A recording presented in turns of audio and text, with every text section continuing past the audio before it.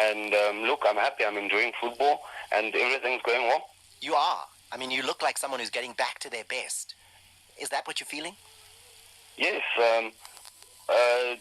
It's been a build-up, from the first game. When I made my debut and I assisted Kama with the goal against Sundowns, I just felt at home, and I felt like I could be free again and just play my football, and that's been happening, with the teammates that I have around me. They're always there to help me, and it just feels right at this point. Thank you so much. Keagan, South African Messi. That was the description there.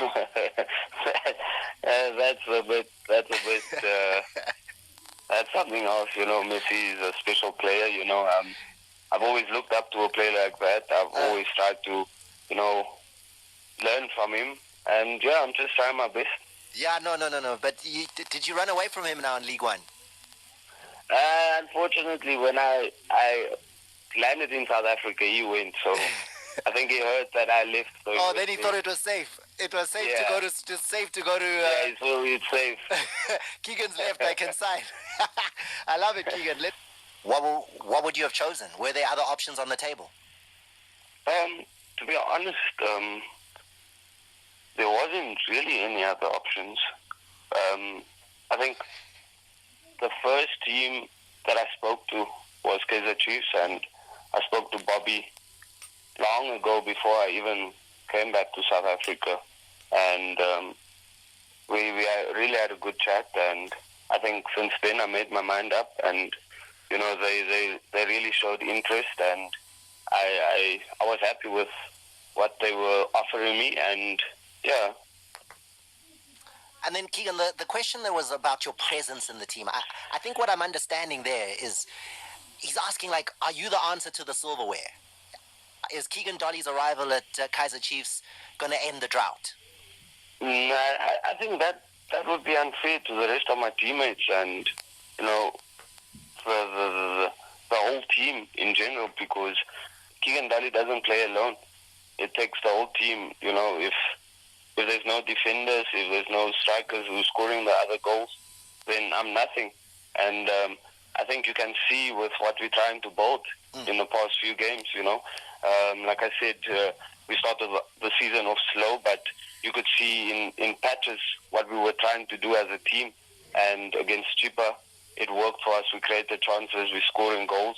And that's what we want to keep on doing, We want to stick to our process as a team, as Kaizer Chiefs. And I think once we do stick to the process as a team, the individuals will eventually stand out. And I'm just there to do my part in the whole team, Looking at the standard of PSL right now, comparing to League One where you played, would you think the PSL has improved since the last time you played here, or is it still the same for you? And second question is,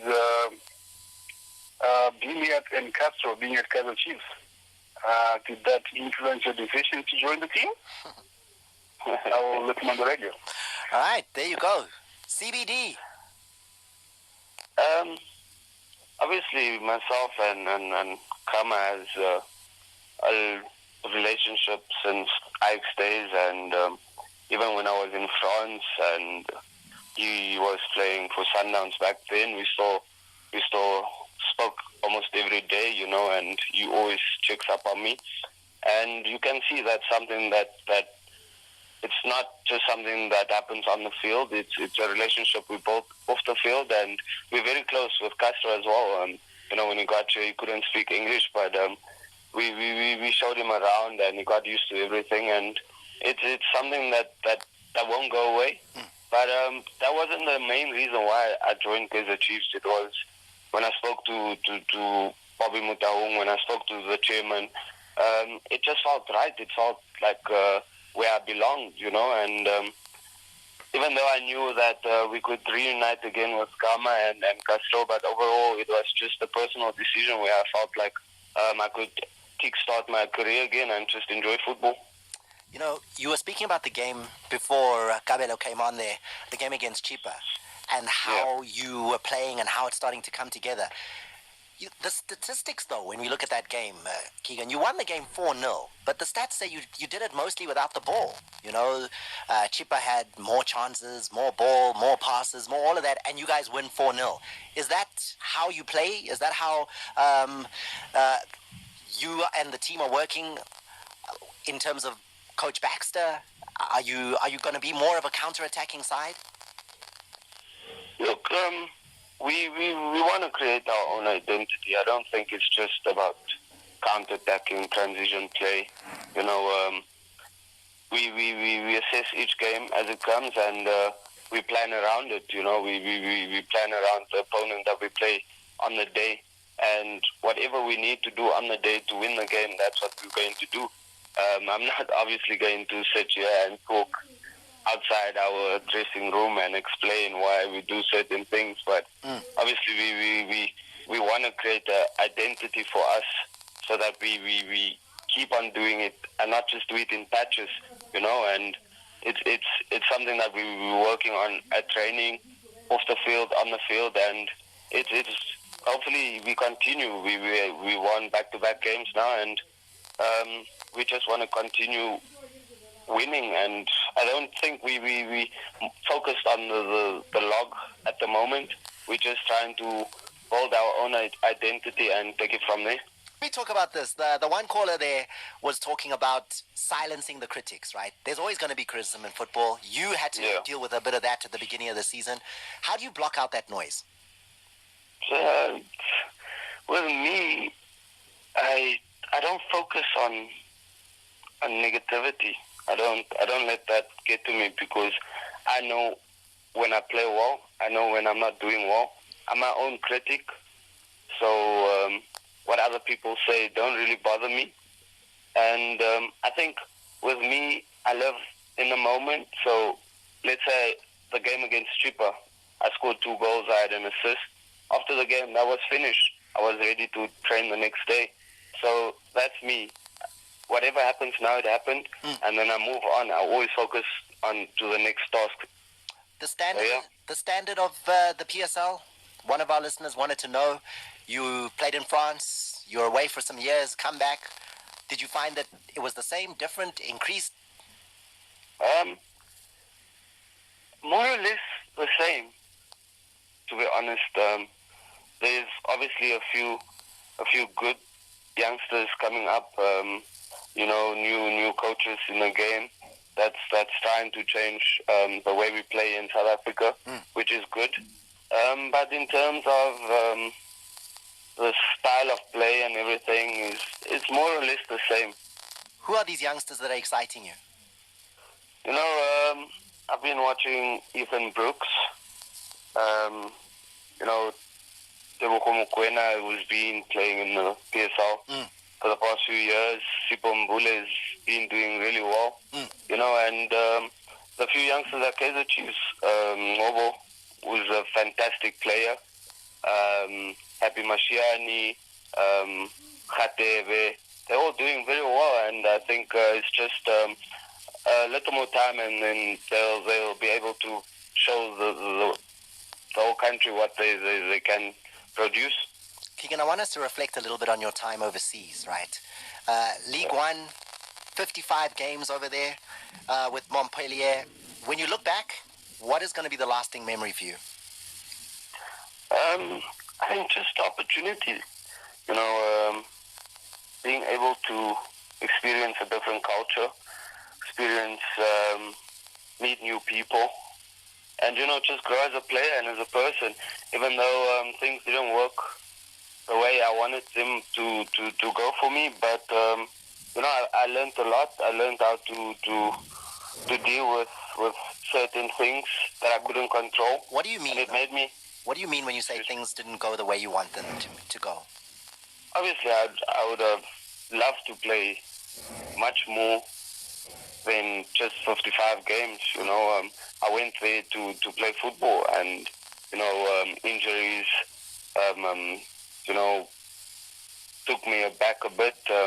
It made me sit out for a few months, and it was a bit difficult getting back into training and playing while the team is doing well. So obviously one thing I would have loved to do is play much more, contribute to scoring goals, creating more goals for the team. But look, everyone's path is not the same. It's football. I went there. I've learned, and now I came back. I came back a father. I came back a better player, a better man, and life goes on. Now my focus is on with Kaizer Chiefs. I can hear the focus, what you want to achieve, what you want to try and set right, in terms of how it didn't go your way in France. I just want to touch quickly on something you said there, the injuries, keeping you out for a couple of months. Is it really that difficult over there, Keagan, to then get yourself back into the team, reconvince the coach that you're one of his best players? Yeah, I think I'm speaking on behalf of myself. With my fractured fibula, I was out for 4 months. The team has been doing well. They were in the top 5, 4 players playing in my position has been scoring goals. So it's obviously difficult just to come back from injury to work yourself back into the first team or into the team. I had to work myself back, going to the reserve team, trying to get game time, but then going there, coming back to the national team, getting another small knock, going back to my team with another small injury. It was something that I had to deal with, and it was difficult for me because I think on the other side as well, mentality-wise, it was the first time in my career where I had injury after injury. So that was something new to me as well. So I had to deal with that off the field as well, try to keep myself motivated, which was hard, being that side just with my fiance, no other family around to speak to. So it was a bit difficult that side, but I'm not going to sit here trying to make excuses on what didn't go my way, what didn't. I went there, things worked out the way it worked out, and we learn, and life goes on. What's the reaction when you come back from, say, a national call-up with an injury? How do you feel when you arrive at the club? How do they react to that? And it's happened more than once. Yeah, obviously it's like they start questioning, what are we doing this side?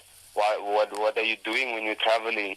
They question all of these things, and it's stuff that it's answers that you can't give to them because you're training well, you eating well at camp, and when you go back, you have an injury. So it's something that you can't control, and it's something that you can't really explain to them. Keagan, one thing I've picked up in this conversation, you're a family man now, right? The family thing is coming through. Yes. Has it changed your life becoming a dad? It has, and that's what I'm saying. Learning to deal with all these obstacles that I went through in France or throughout my career, being a father now just opened my eyes that I learned so much, and I grew so much as a father, whereby I can teach my daughter one day when she's going through these things. So I'm grateful for all the opportunities and obstacles and hardships that I had to go through so that she doesn't have to go through them. Oh, wow. That's powerful. Before I let you go, Keagan, what's being discussed in the Naturina change room there amongst the players in terms of what can be achieved this season? What are your goals? What are you guys pushing each other to do? Obviously, we want to bring back the glory days. We want to make our supporters happy again. We want to win silverware. We want to win silverware for the chairman. But also for us as players, we want to win things, and that's our main focus now. Is just to stick to the process and grow as a team. And like I said earlier in our conversation, we want to build an identity and stick to it, and this is something that we're really working hard on in terms of our playing style, winning games and just bringing back the glory days. How far is Castro away from coming back? Because I saw a story today that Nurkovic is back in Serbia. He's going to recover there. He's got a family crisis, and now Castro, how far is he? He's training with the team. He's fully training with the team. So hopefully in the next few weeks he'll be able to start playing games. All right, Keagan, all the best. We'll hold thumbs for you in terms of the 1st of November with Coach Hugo Bruce. Maybe he calls your name. Maybe you're part of that 23 that goes on to play for South Africa against Zimbabwe and Ghana and staying injury-free and having a great season. We're enjoying what we're seeing on the field, man. You really, the eye for the pass and the... Wow, Keagan, we're loving it. Thank you so much. That's Keagan Dolly.